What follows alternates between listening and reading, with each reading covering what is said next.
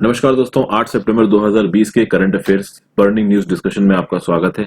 आगे बढ़ने से पहले लेक्चर की पीडीएफ के लिए टेलीग्राम चैनल ज्वाइन करिए, इंस्टाग्राम पे भी फॉलो कर सकते हैं और एक्स्ट्रा वीडियोस के लिए आप चैनल मेंबरशिप ज्वाइन कर सकते हैं।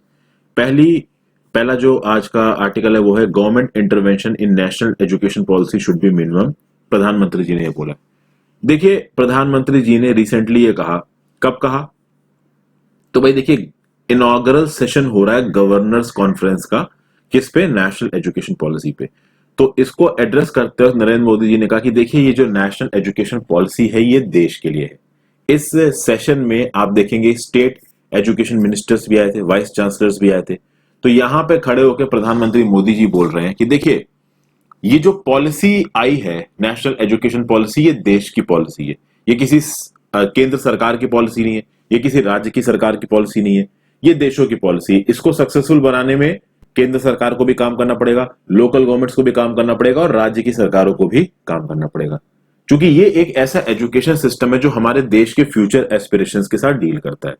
सबकी रिस्पॉन्सिबिलिटी एजुकेशन सिस्टम में, इसलिए गवर्नमेंट मिनिमम इंटरफेरेंस करेगी। अभी आप देखो, जब भी फेडरलिज्म की सिद्धांत की बात आती है और यह बोला जाता है कि आज की डेट में जो अपोजिशन है, जो मीडिया है, वो जो सेंट्रल गवर्नमेंट को अपोज करता है, वो सेंट्रल गवर्नमेंट को इसी बेसिस पे अपोज करता है कि सेंट्रल गवर्नमेंट स्टेट गवर्नमेंट को पैसा नहीं देती, स्टेट गवर्नमेंट्स की ताकतों पे इंक्रोच करती हैं। तो सेंट्रल गवर्नमेंट स्टेट गवर्नमेंट की तरफ बाइस दिखाती है, ऐसा बोला जाता है। तो ये एक एग्जांपल आप अपने आंसर्स में कोट कर सकते हो कि हमारे मोदी साहब ने इस गवर्नर्स कॉन्फ्रेंस में ये खड़े होकर कहा कि नेशनल एजुकेशन पॉलिसी में स्टेट्स का मतलब इसमें सेंटर का इंटरफेरेंस नहीं होगा, स्टेट्स अपने हिसाब से नेशनल एजुकेशन पॉलिसी को अपने अपने स्टेट्स में इंप्लीमेंट कर सकते हैं। तो फेडरलिज्म के सिद्धांत को जिंदा रखने वाला ये एक बहुत अच्छा एग्जाम्पल है। फिर मोदी जी ने और क्या बोला? NEP 2020 provides a vision for new India of the 21st century in line with aspirations of a self-reliant power।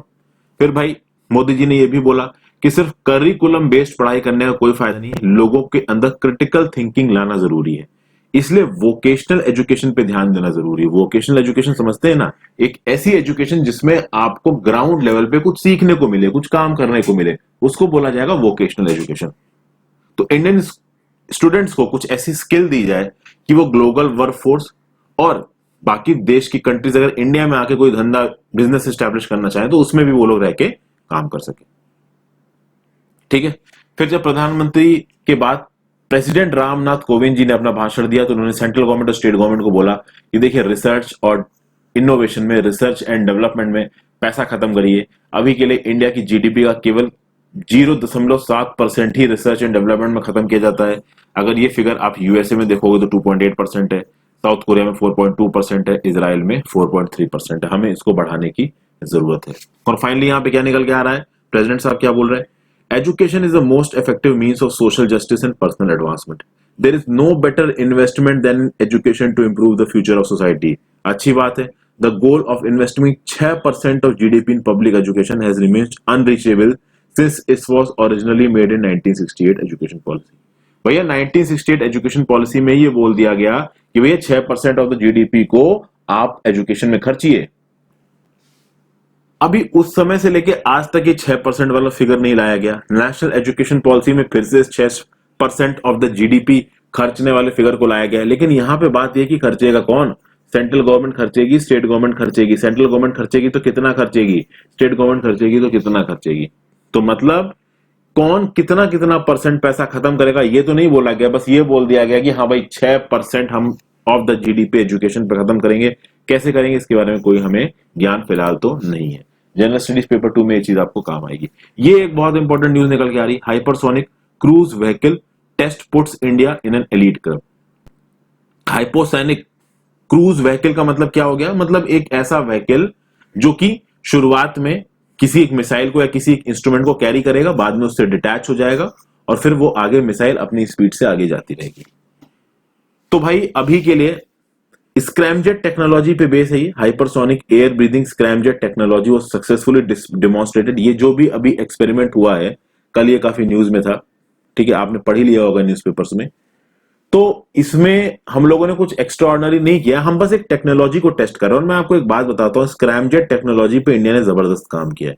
अभी से 5 से 6 साल पहले के अगर आप द हिंदू पढ़ोगे ना, तो उस समय पे आपको पढ़ के लगेगा कि स्क्रैम जेट टेक्नोलॉजी बन नहीं पाएगी इंडिया में, बहुत मुश्किल है, हमें बाहर से लेनी पड़ेगी, चाइना ने डेवलप कर लिए, यूएसए ने डेवलप कर लिए, इंडिया के पास नहीं है। लेकिन अब आप देखिए कि हमारे डीआरडीओ ने इतनी जबरदस्त प्रोग्रेस की है कि स्क्रैम जेट टेक्नोलॉजी को हम अपने यहां टेस्ट कर रहे हैं। अभी टेस्ट किसके थ्रू किया है डीआरडीओ ने? With the flight test of the hypersonic technology demonstrated vehicle.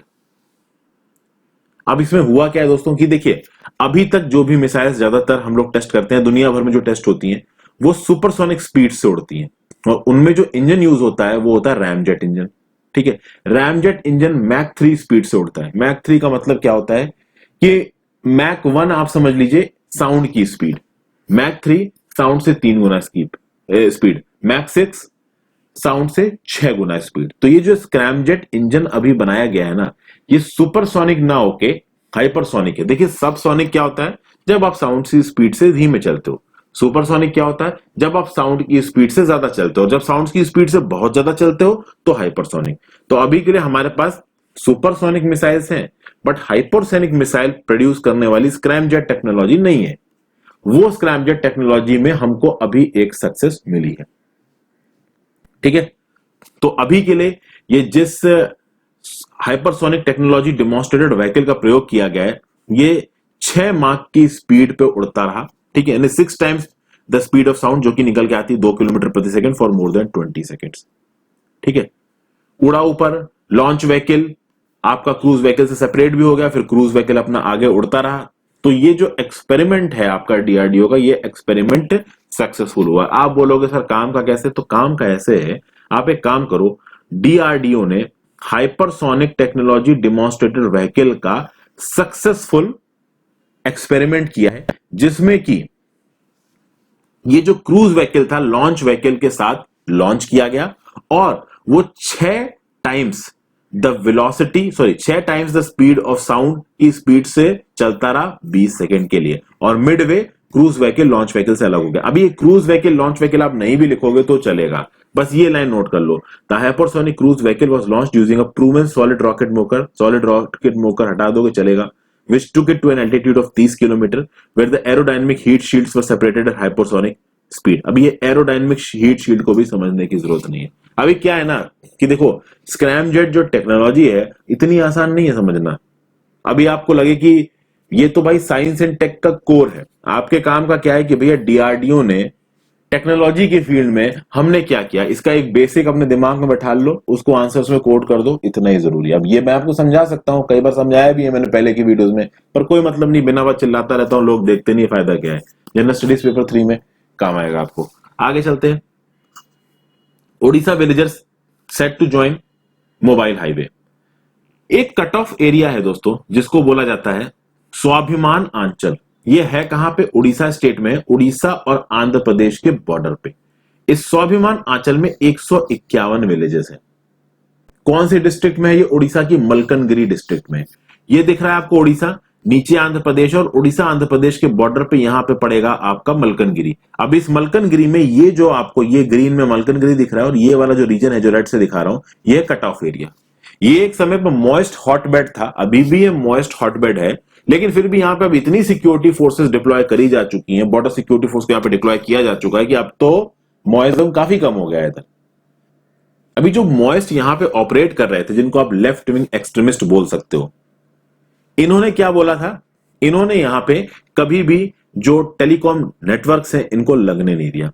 अब फाइनली यहां पे टेलीकॉम नेटवर्क लगा दिए गए हैं, और लगातार फोन सर्विस अब इन 151 विलेजेस में रहने वाले लोगों को मिलेगी। शुरुआत में जब बॉर्डर सिक्योरिटी फोर्स इस इलाके में डिप्लॉयड नहीं थी तो ये लोग काफी परेशान रहते थे। बॉर्डर सिक्योरिटी फोर्स इस इलाके में 2010 में डिप्लॉय हुई। उसके बाद इसने काउंटर मॉइज्म ऑपरेशंस चलाए हैं, लोगों को काफी सहूलियत रह गई। आप देखोगे Malkangiri district is one of the most violence hit districts in the country. 332 moist incident हो चुके हैं यहाँ पे पिछले 12 सालों में, 2008 से लेकर 2020 के बीच में। यही इलाका कुछ समय पहले गुरुप्रिया ब्रिज की वजह से भी न्यूज में था। गुरुप्रिया ब्रिज की वजह से मलकनगिरी डिस्ट्रिक्ट ऑफ ओडिशा की बाकी जो डिस्ट्रिक्ट्स हैं ओडिशा से, उनके साथ कनेक्टिविटी अच्छी हो गई थी 2018 में। किसकी वजह से? गुरुप्रिया ब्रिज के बनने की वजह से। जनरल स्टडीज पेपर 3 में आपको काम आएगा। मलकनगिरी डिस्ट्रिक्ट याद रखिएगा, उड़ीसा में है, ये याद रखिएगा। मोस्ट अफेक्टेड है, ये याद रखिएगा। स्वाभिमान आंचल इसको बोलते हैं, ये याद रखिएगा। ये पूछा जा सकता है, ये स्वाभिमान आंचल कहां पड़ता है, पता होना चाहिए आपको। और अभी यहाँ पे मोबाइल टावर्स लगाए गए हैं, ये भी याद रखिएगा। तो मेंस और प्री में किस तरीके की चीजें आपको काम देंगी, तो स्वाभिमान आंचल आपसे प्री में पूछा जा सकता है। और मेंस में ऐसा काम दिया जाएगा कि भाई इंफ्रास्ट्रक्चर डेवलपमेंट में, खासकर रिमोट एरियाज में जो इंफ्रास्ट्रक्चर डेवलपमेंट होता है वो किस बेसिस पे किया जा रहा है, तो आप यहाँ पे इस चीज को कोट कर सकते हो, इस न्यूज को कोट कर सकते हो। फिर भैया रफाल इंडक्शन की सेरेमनी को अंबाला में सेलिब्रेट किया जाएगा अभी। तो formal induction ceremony of the Rafale fighters, ये कहां होगी, अंबाला एयरफोर्स स्टेशन ऑन 10 सितंबर। कौन कौन यहां पे पार्टिसिपेट करेगा, डिफेंस मिनिस्टर राजनाथ सिंह जी और French defence minister Florence Parly. Induction ceremony होगी प्रॉपर। शुरुआती बैच में 29 जुलाई को 5 रफाल जेट्स इंडिया में आए। 3 सिंगल सीटर थे, 2 ट्विन सीटर थे। अंबाला एयरफोर्स बेस में ही आए थे ये। और यहां पे नंबर 17 गोल्डन एरोस स्क्वाड्रन का होम बेस है। 7.87 बिलियन यूरो की जो डील हुई है इंडिया फ्रांस के बीच में 36 रफाल जेट्स के लिए, उसके तहत ये आए हैं। और 4 रफाल जेट्स और आने वाले हैं अक्टूबर में इंडिया में फ्रांस की तरफ से। फाइनली ये न्यूज, इसके बारे में मैंने आज एडिटोरियल में डिस्कस किया है। यूके धमकी दे रहा है ब्रेक्जिट से निकलने की। पहली बात तो ब्रिटेन यूएस से निकल रहा था, वही ड्रामेटिक था। निकलने के बाद विड्रॉवल एग्रीमेंट साइन किया गया था निकलने के लिए, लेकिन ब्रेक्जिट डील साइन नहीं की गई। अभी ब्रेक्जिट डील जब नहीं साइन की जाएगी तो ऑब्वियसली बात है, अब देखिए ब्रेक्जिट डील पे काफी बवाल चल रहा है। ईयू के जो निगोशिएटर्स, ब्रिटेन के निगोशिएटर्स बैठ के बात कर रहे हैं। मैंने सुबह बताया था, छोटा सा बता देता हूं। अभी दोनों निगोशिएटर्स बैठ के सामने सामने बात कर रहे हैं और कुछ जगहों पे उनके निगोशिएशंस फेल हो जा रहे हैं। ये बहुत सी जगह है कि भैया दोनों तरफ जो वर्किंग प्रोफेशनल्स उनका मूवमेंट कैसे होगा, आने वाले गुड्स पे कितनी कस्टम ड्यूटी आप लगाओगे, इस तरीके की चीजें हैं। यूरोप का बिजनेसमैन अगर यूके में रह के बिजनेस चला रहा तो उसके ऊपर इनकम टैक्स कितना लगेगा। तो इकोनॉमिक यूनियन, कस्टम्स यूनियन, ये जो यूनियंस होते हैं ना, इनमें बहुत सारी चीजें यूनिफॉर्म होती हैं। अभी ब्रिटेन निकल गया, 31 दिसंबर 2020 तक इस एग्रीमेंट को फाइनलाइज करना था। एग्रीमेंट फाइनलाइज होता नजर नहीं आ रहा है। ये बोरिस जॉनसन के लिए बहुत पॉलिटिकली सेंसिटिव इशू है। तो बोरिस जॉनसन जी ने बोल दिया कि अगर 1 महीने के अंदर, यानी कि अगर 15 अक्टूबर तक एक डील स्ट्राइक नहीं हो पाती है यूरोपियन यूनियन के बीच में, ब्रिटेन के बीच में, तो मैं ये जो विड्रॉवल एग्रीमेंट था ना, जिसमें 31 दिसंबर 2020 की लिमिट रखी गई थी, इसको हटा दूंगा और हम अपने खुद के जो कंट्रोल्स हैं, जो चेक्स हैं, वो लगा देंगे। मतलब कुल मिला के ब्रिटेन ब्रेक्जिट को जल्दी एग्जीक्यूट करना चाहता था। देखिए यूरोपियन यूनियन कभी भी नहीं चाहता था कि ब्रिटेन वहां से निकले। ब्रिटेन निकल गया अपने डोमेस्टिक कंसीडरेशंस की वजह से, चूंकि ब्रिटेन को यह लग रहा था कि हमको जितना फायदा नहीं हो रहा यूरोपियन यूनियन से रहने से, उतना ही कमजोर इकोनॉमी का हमको खर्चा उठाना पड़ रहा था। तो ब्रिटेन अपना खर्चा बचाने के लिए यूरोपियन यूनियन से बाहर निकल गया। अभी ब्रिटेन यूरोपियन यूनियन आपस में नेगोशिएट कर रहे हैं। यूरोपियन यूनियन कुछ फेवरेबल रिस्पांस चाह रहा है ब्रिटेन से, ब्रिटेन कोई भी फेवरेबल रिस्पांस देने के मूड में है नहीं। देखिए एक स्पोक्समैन है जॉनसन के, वो क्या बोल रहे हैं, we are taking limited and reasonable steps to clarify specific elements of the Northern Ireland protocol and domestic law to remove any ambiguity and ensure government is always deliver its commitment. ये क्या बोला जा रहा है, देखिए इधर England है, Wales, Scotland, ये जो पूरा आपको आइलैंड नजर आ रहा है, ये है आपका आयरलैंड, जिसमें ये जो कंट्री मैंने अभी रेड से मार्क की है, ये है रिपब्लिक ऑफ आयरलैंड। इसको आयरिश रिपब्लिक भी बोलते हैं। ये यूरोपियन यूनियन का पार्ट है, अलग कंट्री है। और ये जो इतना है, ये है आपका इंग्लैंड।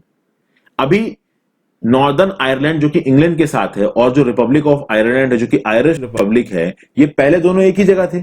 यहाँ के लोग एक है, उनका कल्चर एक है, खान पान एक है, रिश्तेदारी है दोनों के बीच में। तो दोनों लोग इन बॉर्डर्स के बीच में बड़े आराम से घूमते हैं। लेकिन ये कब तक हो रहा था, जब तक ब्रिटेन ईयू का मेंबर था। अभी ब्रिटेन जब ईयू का मेंबर नहीं रहेगा तो जो क्रॉस बॉर्डर मूवमेंट है नॉर्दर्न आयरलैंड और रिपब्लिक ऑफ आयरलैंड यानी आयरिश रिपब्लिक के बीच में, वो क्रॉस बॉर्डर मूवमेंट बंद हो जाएगा, इकोनॉमिक टाइज टूट जाएंगे। तो नॉर्दर्न आयरलैंड में जो पॉलिटिकल लीडर्स हैं वो परेशान है। वो बोल रहे हैं कि बड़ी मुश्किल से तो इस आयरलैंड के आइलैंड में शांति आई है, अगर इस तरीके का कुछ हो गया तो शांति चली जाएगी। तो यहीं पे जो स्पोक्समैन है जॉनसन के, वो कह रहे हैं, बोरिस जॉनसन मतलब प्राइम मिनिस्टर ऑफ इंग्लैंड के, वो ये कह रहे हैं कि देखिए नॉर्दर्न आयरलैंड के प्रोटोकॉल को लेके भी हम सोच रहे हैं और कुछ इस तरीके का लॉ हम बनाएंगे अपना, जिससे कि आयरलैंड के लोगों को ज्यादा परेशानी ना हो। लेकिन अभी बहुत एम्बिगिटी है, अभी कुछ क्लैरिटी नहीं है कि एक्चुअली में इंग्लैंड की तरफ से क्या स्टेटमेंट आने वाली है इस ब्रेक्जिट डील को लेके। सब लोग बहुत घबराए हुए हैं। इनफैक्ट ईयू भी इस बात पर परेशान है, और जो आपका रिपब्लिक ऑफ आयरलैंड है, नॉर्दर्न आयरलैंड है, वो हिस्सा भी परेशान है। और एक्चुअली में बहुत सारे एक्सपर्ट्स ये भी बोल रहे हैं कि ऐसे ब्रिटेन के बाहर निकलने से ब्रिटेन को भी काफी नुकसान होगा। फिर भैया यूएस और चाइना के बीच में लड़ाई का एक और इशू देखिए, यूएस में चाइना मूव्स कम आफ्टर, ये जो यूएसए है उसमें the number of Chinese citizens, बहुत सारे चाइनीज मीडिया आउटलेट्स यूएसए में काम करते हैं, बहुत सारे यूएस मीडिया आउटलेट्स चाइना में काम करते हैं। जैसे कि वो यूएसए मीडिया आउटलेट जो चाइना में काम करते हैं वो कौन कौन से, न्यूयॉर्क टाइम्स, आपको बीजिंग शंघाई में ऑफिस मिल जाएंगे इनके, Wall Street Journal, Washington Post, इन सबके ऑफिस हैं आपके शंघाई, ये आपके चाइना में। उसी तरीके से बहुत सारे जो चाइना के मीडिया आउटलेट्स हैं वो यूएसए में काम करते हैं। अभी यूएसए ने एक नियम निकाला कि चाइना मीडिया आउटलेट्स में काम करने वाले जो चाइनीज हैं उनको लिमिट किया जाएगा और उनको सिर्फ 90 दिन का वीजा दिया जाएगा। तो एक लिमिट से ज्यादा चाइनीज सिटीजन्स जाके चाइना के मीडिया आउटलेट्स में काम नहीं कर सकते। जो आ भी रहे हैं वो लिमिटेड टाइम पीरियड के लिए आएंगे। अभी जब ये चीज हुई तो जो यूएसए के जर्नलिस्ट चाइना में काम कर रहे थे, चाइना ने भी पलट के जवाब दिया। चाइना ने अभी रिसेंटली ये देखा गया कि यूएस के कुछ जर्नलिस्ट के वीजा को प्रोसेस नहीं किया, उसको पेंडिंग में डाल रखा है। उनका वीजा का जो ड्यूरेशन है, लिमिट है, वो खत्म होने वाला है। चाइना क्या बोल रहा है कि भैया देखिए, हम किसी को रहने से नहीं रोक रहे हैं अपने यहां, हमारे जो जर्नलिस्ट यूएसए में गए हैं आप उनका वीजा अप्रूव कर दीजिए, हम आपके जर्नलिस्ट का वीजा अप्रूव कर देंगे। तो कुल मिला के चाइना की तरफ से एक रिटेलिएटरी स्टेप है ये।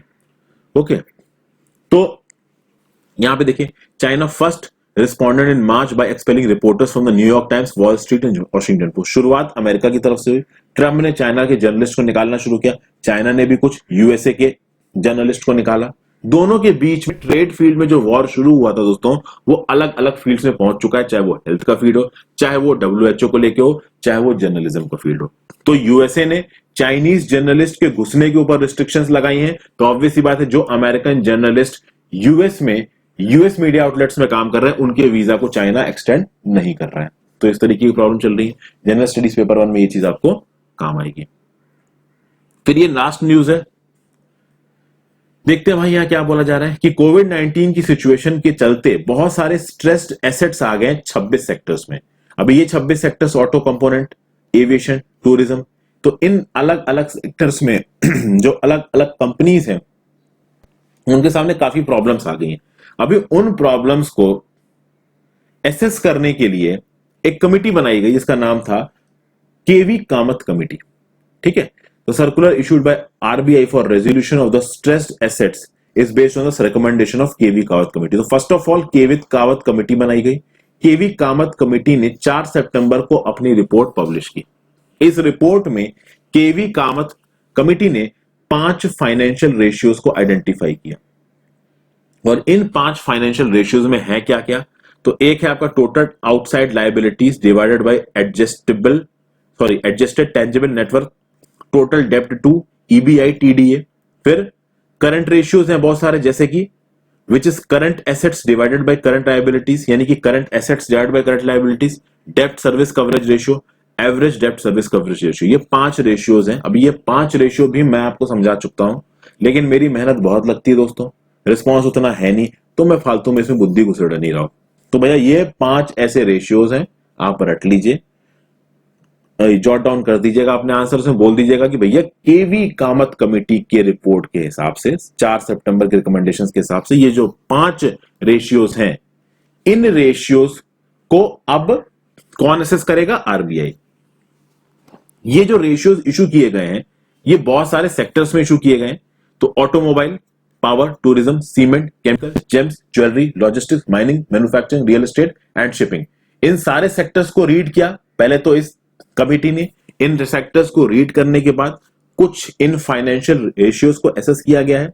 ठीक है ना, जो भी रिकमेंडेशंस दिए हैं इस केवी कामत कमेटी ने, ठीक है, इन रिकमेंडेशंस को आरबीआई ने माना है, और आरबीआई ने बोला कि केवी कामत कमेटी ने जो 5 रेशियो के बारे में बताया है, इन 5 रेशियो को अलग अलग सेक्टर्स में हम लोग स्टडी करेंगे। ये 26 सेक्टर्स कौन कौन से हैं, James and jewellery, logistic, mining, manufacturing, real estate, और इन रेशियोज को हम एसेस करने के बाद जो भी स्ट्रेस्ड एसेट्स हैं, उन स्ट्रेस एसेट्स में हम क्या इंप्रूवमेंट लेके आ सकते हैं, कोविड 19 के चलते जो हमारी इकोनॉमी गत्ते में जा रही है इसको कैसे रिवाइव कर सकते हैं, इस सब चीजों के बारे में बातचीत करी जाएगी। तो आरबीआई ने केवी कामती कमेटी की रिपोर्ट्स को मान लिया है, 5 रेशियोज को भी मान लिया है, 26 सेक्टर्स जहां पे इन 5 रेशियोज को एसेस किया जाएगा उसको भी मान लिया है।